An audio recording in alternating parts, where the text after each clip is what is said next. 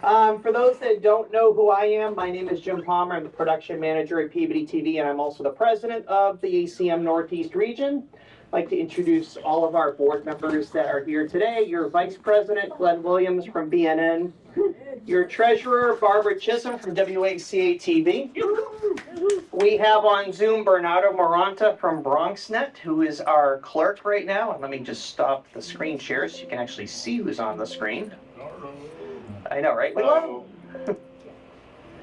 Zoom is being Zoom. Okay, so what else is new? I was like, no, wait, Jim. It's like, can't. Stop share, perhaps? To the top. We can wave. Yeah, it's problems. I'm doing this multi-handed, so. Yeah, I hear Pua, so Pua forward. We also have Owen Preventure. We have Helena Leschuk from Vermont. Who else do I see? Erica Bradley from New York. Emily Gaines is with us from 1623 Studios.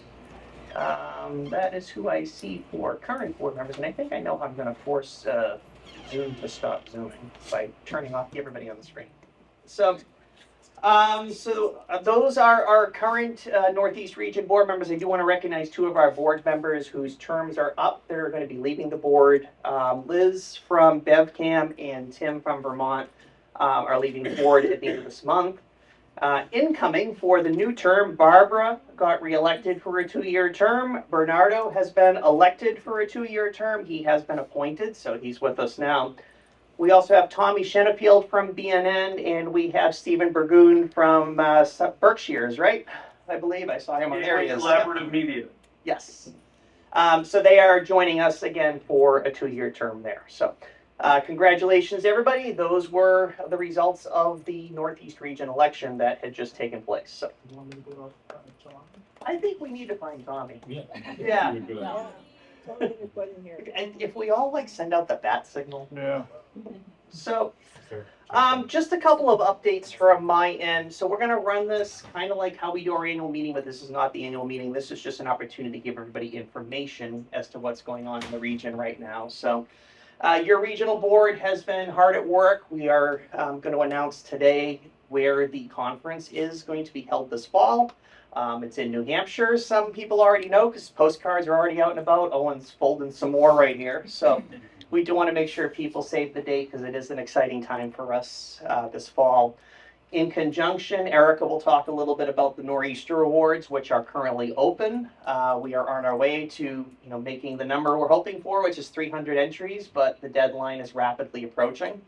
And Eric, I believe you have a way to recruit some judges today, so we'll get to that in a moment as well. We've come off of a very successful one-day event this fiscal year in Northampton, which Barbara will talk about.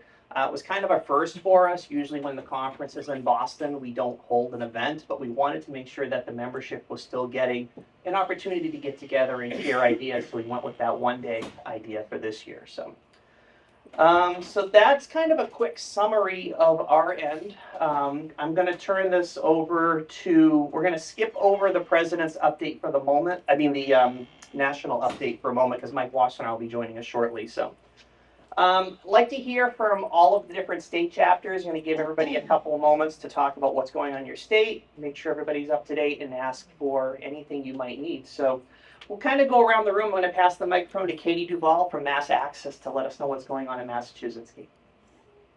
Thank you so much, Jim. Okay, so Mass Access is working diligently to try to pass a statewide bill.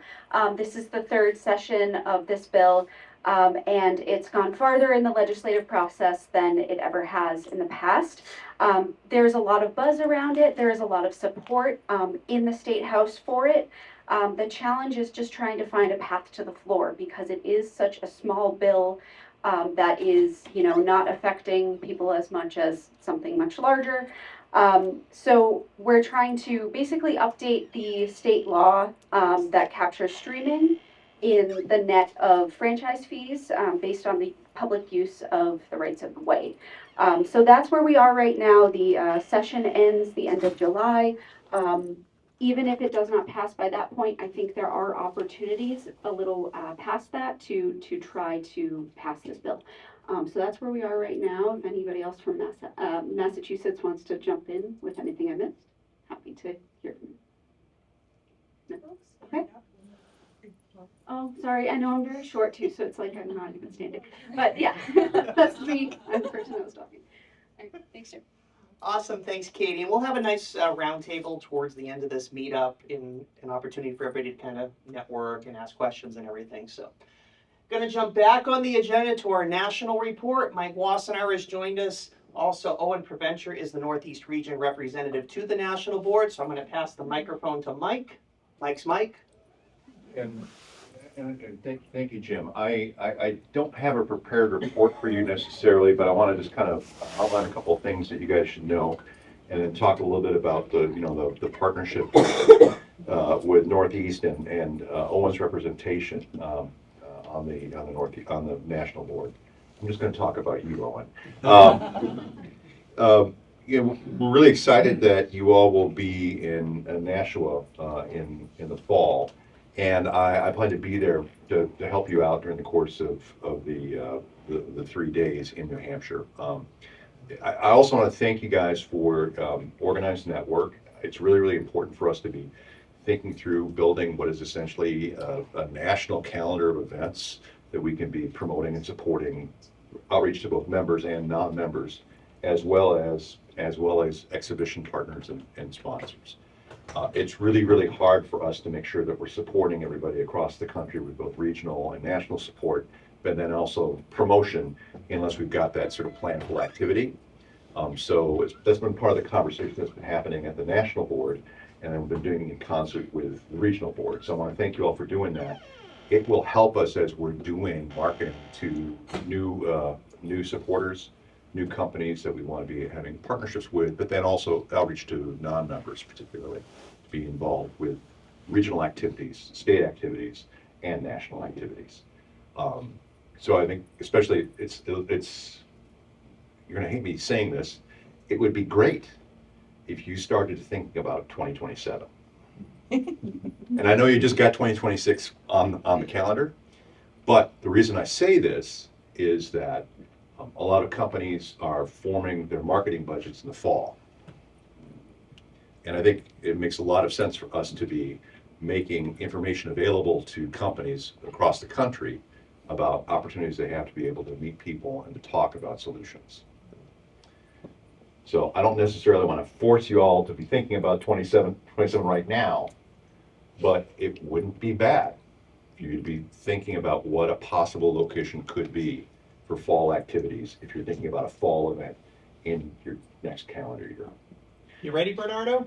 So I'm sorry to say that, Bernard, because I know you guys have been working super hard, and I'm super appreciative of this for us to be able to talk to vendors here at National about Nashua, and I'm promoting that as I'm having that conversation with folks here today in Madison. But talking about other opportunities to be able to build relationships is super important for companies that want to serve the field. So the more information we can get to people ahead of time, the better off we are to be able to make our case. And I think that means getting information out in the fall as people are finalizing their marketing budgets for the following fiscal year.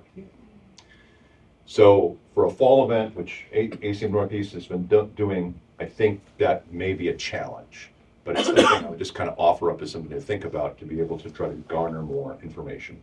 At the very least, know that we're your partner as we're promoting the opportunities to be able to do education work, coalition building, outreach to new folks. And we want to be able to use our national communications to be able to amplify your work, right?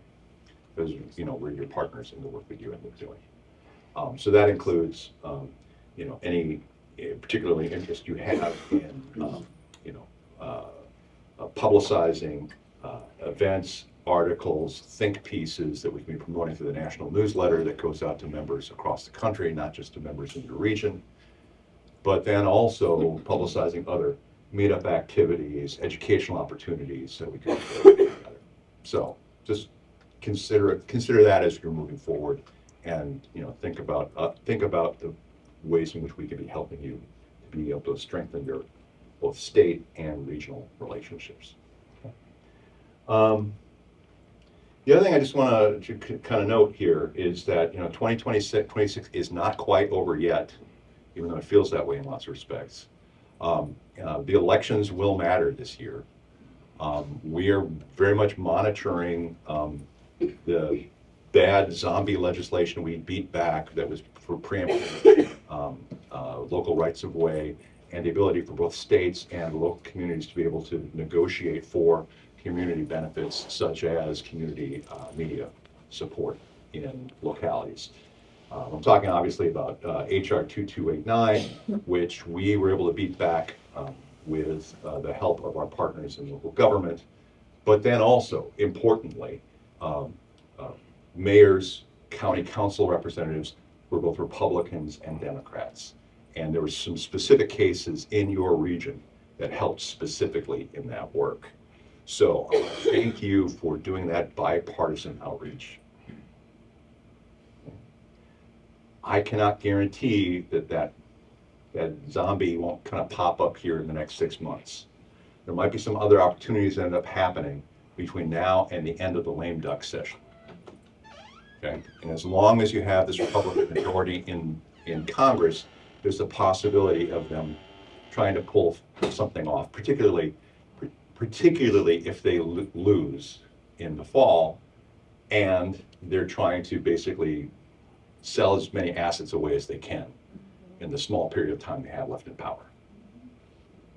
So, I don't mean to be grim, I mean to be hopeful. We will be monitoring this and I will keep you posted as we're moving forward. In a similar fashion, as you're planning for your legislative campaigns that will be starting in the fall, let us know how we can be supporting that and reaching out to other folks in your communities. We know that the legislative work isn't just when the legislature's open. Those important conversations really need even over the course of the summer. So I want to encourage you to be activating folks all the time. With that, I want to thank you for coming out and joining us here in Madison. Thank you for joining us online. I really wish you guys could be here for the beautiful weather. I hate to say this is better than Boston last year. Sorry. Way better. Sorry. All right. So anyway, with that, I want to thank you all. Any questions for folks that folks have just about like work that we're doing in partnership with the region? Thank you, Mike, for everything you're doing. Well, I want to thank you guys for your support, but also for the inspiration that you provide with your work. I'm not in state capitals. You guys are. I can support that work, and if you want me to come to a state capital, I'm happy to do that with enough notice. We've got the ability to do that. But I see this as like a partnership, but we're a band playing together, right? And a lot of times I think it's confusing for folks because they think a solution will come from the feds, or a solution will only be a state solution, and and at the end of the day, also too, we have to have local political strength very often, like city councils and county councils. We have to be working in concert together in all of the different venues to be able to ensure that our communities are strong. So it's a team sport, and I'm happy that I'm a part of your team. So thank you so much. Thank you, Mike, and I just have to say it since you brought it up. You can't say the Northeast doesn't give a warm reception, so. Oh my gosh. So, but, Thanks for the dad's jokes. I guess. all right, so jumping back into state updates, I'm going to pass the microphone to Helena to give a quick Vermont update. Okay, Johnny can take it. Hey, I'm Johnny Gifford. I'm on the Vermont Access Network board. I'm the secretary, so I think it makes sense to give you kind of a state update. Helena's our new Vermont rep to the regional board, so there's a lot of hats being worn in Brattleboro. But in Vermont, I mean, things have been very, very exciting in Vermont. We just secured $1.89 million from the Vermont State Legislature out of their general fund for community media, which is awesome and exciting. And we have just recently forged this new relationship with our community radio stations in Vermont as well, of which there are 7 on the air and 3 coming on the air that are building out stations right now. And just this year, we have built this amazing relationship with them where we've been advocating together in concert to our legislators, and so that 1.89 million is going partially toward our community television stations and partially going to our community radio stations. It's been an awesome partnership that has been developing over the course of pretty much the last like 8 or 9 months or so. So that's what's going on really with legislation. I mean, we're on the state level. As we move forward, we're talking about how can we take this win and turn it into something more long-term and sustaining, really replacing that antiquated model of cable franchising that we're all so very well used to. So we're brainstorming, we're strategizing right now with what we're going to do in the next legislative session, and we're going to be hopefully coming in with some legislation to modernize the way in which we are funded. Having money coming out of the general fund is great, but I don't think it's necessarily sustainable as our need continues to increase. Apart from that, Vermont is statewide franchised, and Comcast is our biggest cable operator in the state, and their certificate for public good is also coming up for renewal. So we are also we're gathering as a state. I'm also on the CPG committee, and we are doing a lot of work right now to make sure that Comcast can continue to fulfill their need for providing that public good of providing public access. And in addition to that, we're also working on updating templates for contracts that our access centers have with companies like Comcast and other telecom companies. And I gotta say, Lauren Glenn back in the back is doing a lot of work helping and aiding with pretty much everything I'm talking about, but especially the contract templates, because we want to help fight for equitable access to all of our organizations across the state. So our 24 community media centers and our 10 community radio stations in Vermont are small, but we're doing a whole lot right now, and I'm very stoked with where we're at right now, for sure.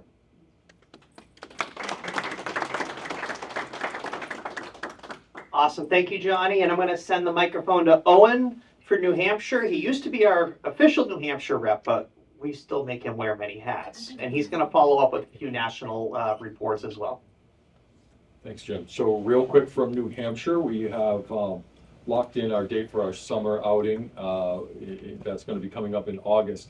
Folks, leading up to New Hampshire hosting the regional conference, visit nhccm.tv. Come get to know us a little bit more. Thank you. It's like I never used a mic before. Yeah, please come get to know us. Visit nhccm.tv and find out all about our organization in New Hampshire and what you can look forward to when you come visit. But our summer activities this year will be a little bit different. Usually it's just like focus on the fun and stay away from the workshop kind of thing, but this time we'll be learning from our friends in Salem, New Hampshire about some of the educational programming they'll be doing, and then go catch a game in Manchester. So again, find out more about that nhccm.tv. Back to the national front real quickly. I wanted to go over a few priorities. From national, first of all, kudos, limelight on Vermont, recent movement on 3805 HR, right? 3805 with some signing on with your legislature there, Representative Balint of Vermont, looks like has signed on to co-sponsor the Protecting Communities Television Act, along with Jill Takuda of Hawaii. So please advocate with your delegation and get them to sign on with that. And some tight deadlines coming up. Membership survey. That deadline to submit is June 29th, 2026. Search your email, look for the newsletter, or go to the website and fill out the survey so that National can be informed about your needs, your desires, what's working, what's not. We need to hear from you. So that information is vital. Please do that while you're here. What better time? And then lastly, another tight deadline, there's technically the call for nominations. Board nominations is still open until June 26th. So if you were thinking about putting your hat in the ring for an at-large position, visit the website and do so. Thanks, Jim. Thank you, Owen.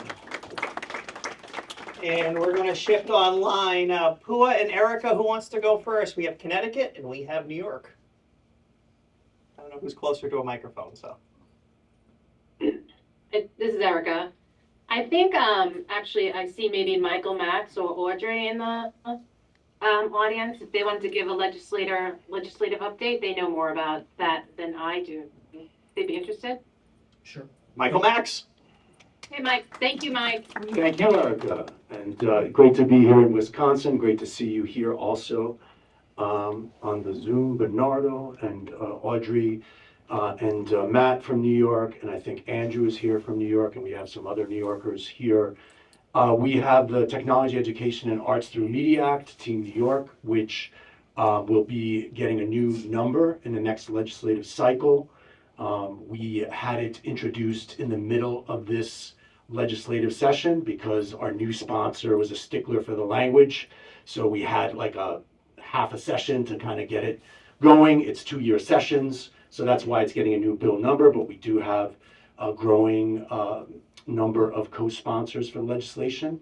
And I would say that, you know, we have a large orchestra in New York State of community media centers, but really it's only a small ensemble that's been showing up with consistency. So that's part of what we're trying to do in strategizing for the upcoming cycle is to get really this like strong athletic marching band moving to build great momentum in partnership with other coalition partners, broadening that movement so that it includes the arts, it includes nonprofit news, as well as community media centers. So that really, ideally, we want to get this baked into the budget because it's been the governor, to a certain extent, the executive, that's been resistant to any new types of taxes, even though Technology, Education, Arts Through Media Act is an excise tax on these large multinational corporations.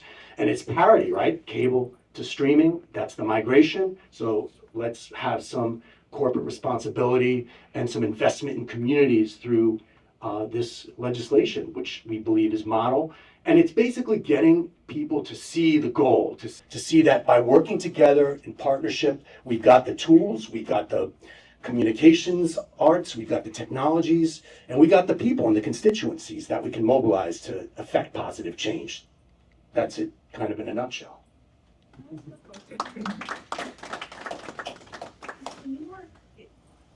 Is the New York tax and also Massachusetts tax on just subscriber services like Netflix, or is it also on FAST services, ad-funded streaming services?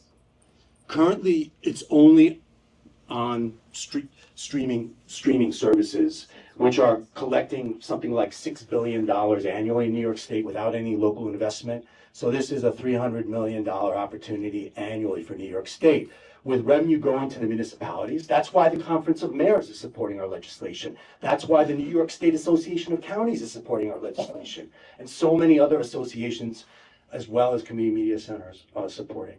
So it is, you know, quite a good fund. You know, I guess I think it's a robust amount of support, and we were not including FAST channels as of yet. Why not? Question. Well, we actually carved out satellite, and I remember you asked me that question. Why is satellite in this legislation? And basically in Albany, there's a huge satellite government lobbying presence.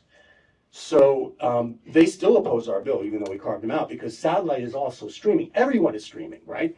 So, you know, our bill sponsors, Senator John Liu from Queens and Assemblymember George Alvarez from the Bronx, are very invested in the language. And there's absolutely room to update. We're agile to update the language as needed. If we can make a case that FAST should be included, and we think that it's not going to create more like obstacles for us, because really we want to show that real progress. And now that we're going to have a 2-year cycle where we fully can get at it, and this is an election year this November, so that's part of the reason why the executive is resistant to a tax. Once we get past this, once we can start moving in the autumn, and we're starting this summer actually, then, you know, we can explore these other opportunities, which it is. Yeah, we can focus so much on subscription services for streaming tax. And in Vermont, we're looking into, there's sort of three levels. One is subscription services, one is FAST services that are funded by ads, and one are the YouTube TV, the YouTubes and the TikToks, which are content producers.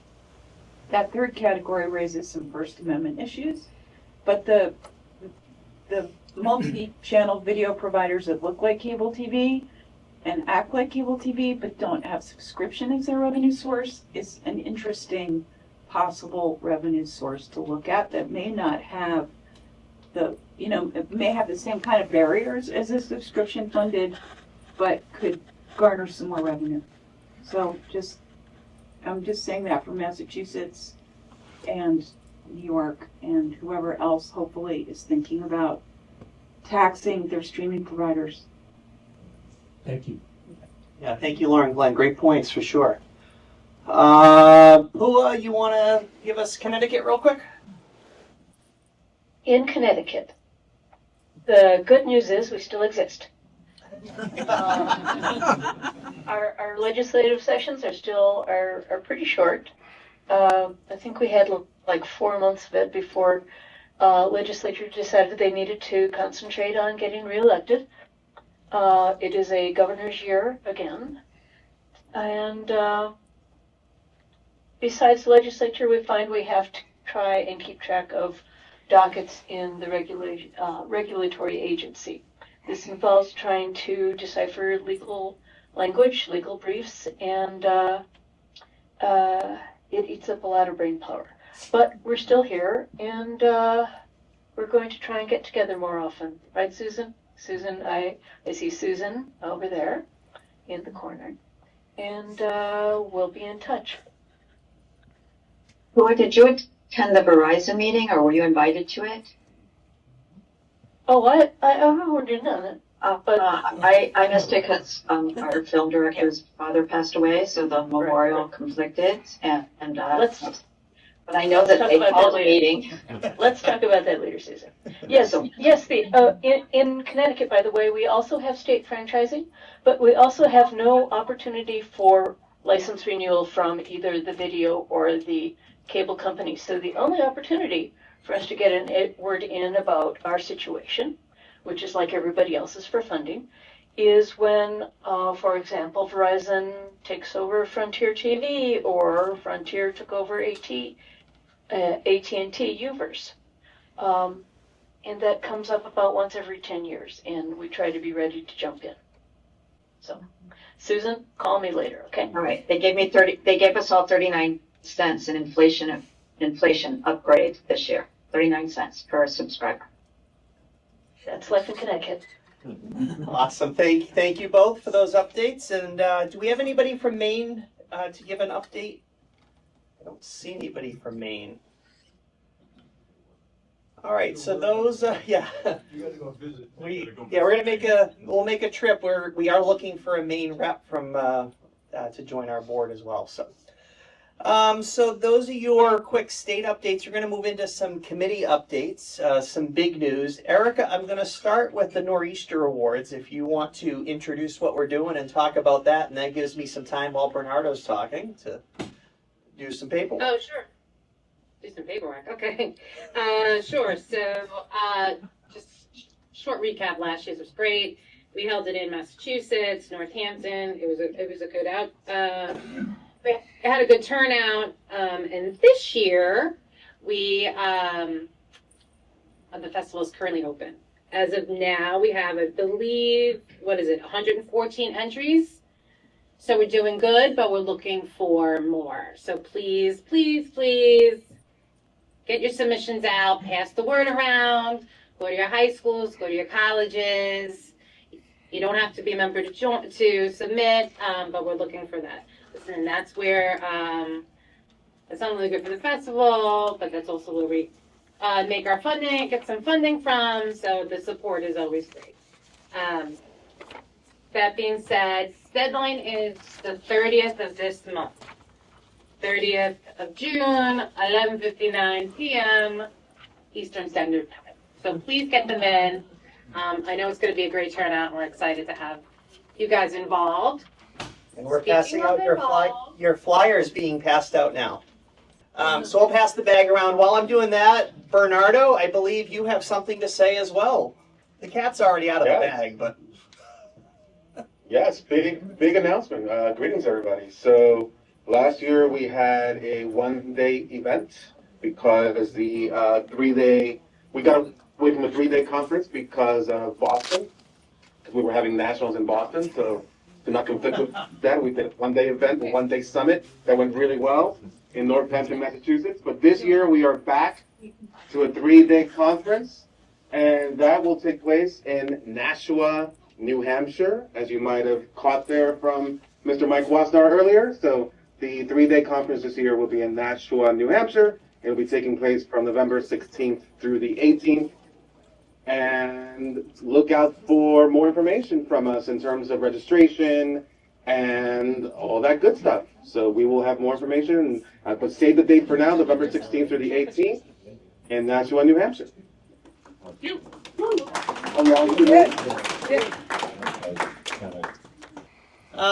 We're going to turn this to Barbara for the Finance Committee report.